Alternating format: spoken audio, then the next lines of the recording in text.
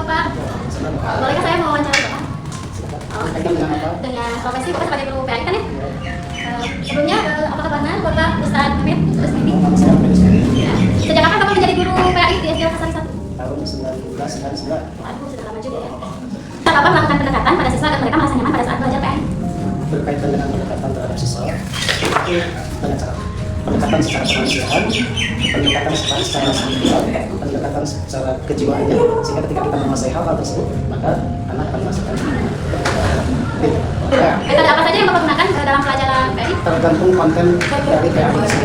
Ketika memang dibutuhkan dengan metode bisa metode sama, metode diskusi, metode apa itu namanya?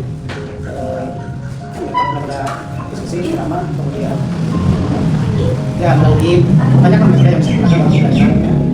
Selanjutnya, bagaimana cara Bapak menangani anak yang bermasalah di dalam kelas? Tergantung masalahnya Pak. Kalau masalahnya kaitan dengan sikap, maka pendekatannya kalau kaitannya dengan pembelajaran, ada yang keterlambatan, karena perlu dicatat bahwa dalam dua anak itu tidak ada bodoh. Tapi yang dua anak satu mengalami keterlambatan, dua mengalami percepatan. Maka ketika kita mendapat anak mengalami keterlambatan, maka tugas kita adalah terus belajar dengan memisahkan dari potensi anak. Di balik keturunan pasti ada kelebihannya. Maka tentunya apapun bisa kita lakukan. Apakah anak dari kelas 1 sampai kelas 6 sudah pada bisa membaca Al-Quran? Tentunya itu disesuaikan dengan usia.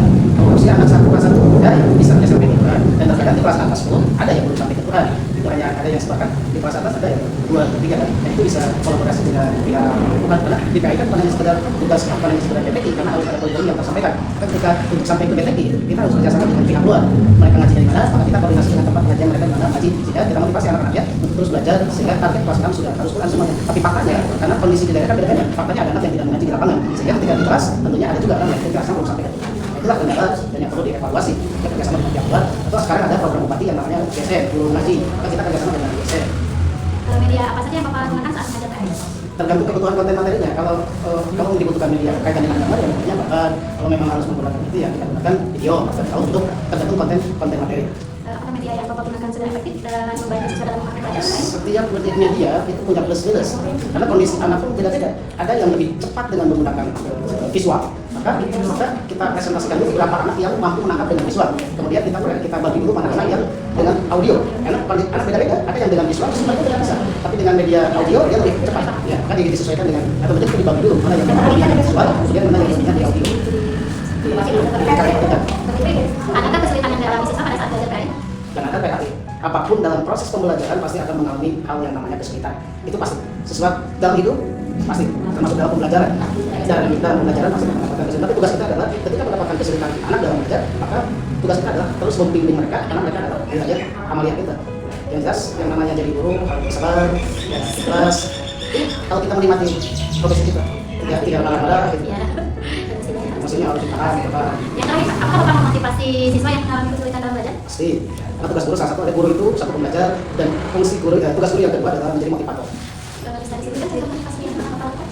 Memberikan dorongan kepada anak ketika anak tidak bisa, katakan saya masih bisa saja, kemudian memberikan contoh-contoh kisah-kisah nyata orang yang lainnya tidak bisa menjadi sukses 40-20 tahun kemudian, padahal dulunya mereka tidak bisa apa-apa. Itulah contoh konkret dibawa dengan ranah kehidupan, sehingga mereka tahu persis tidak ada orang yang tidak sukses. Sekalipun kita mengalami kesulitan, tapi dengan kerja keras, ketika diperlihatkan gambar-gambar, diperlihatkan cerita-cerita, baik itu dari cerita masa lalu ataupun cerita sekarang, maka anak termotivasi pastinya. Karena tidak ada yang akan gagal ketika dia disodorkan dengan film-film seperti itu. Pasti mereka yang isinya berarti Bapak bahagia menjadi profesi Bapak sekarang? Apapun profesi kita, maka kunci adalah bahagia. Ketika kita bahagia dengan pekerjaan, maka kita akan merasakan kebahagiaan.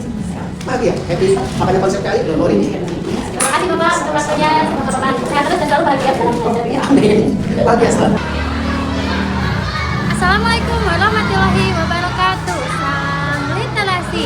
Perkenalkan, nama saya Nini Dayanti. Saya adalah pembimbing literasi SDN Lokasari 1 Kecamatan Pasek. Pada tantangan bulan April, kita akan melaksanakan jurnalistik. Kemarin saya mewawancarai guru PAI SDN Lokasari 1 yang profesinya sebagai guru PAI, yaitu Bapak Ustadz Mehmet Rusmedi SPDI.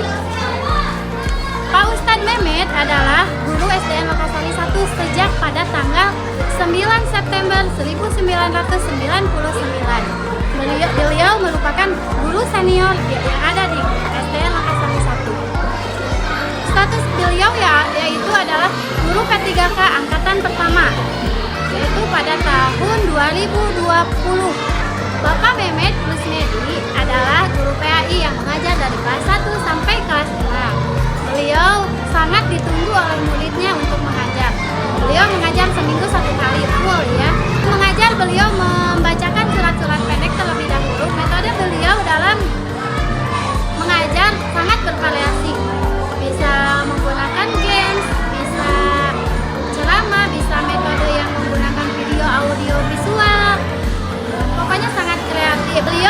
Tetapi banyak berbagai kesulitan dalam mengajar.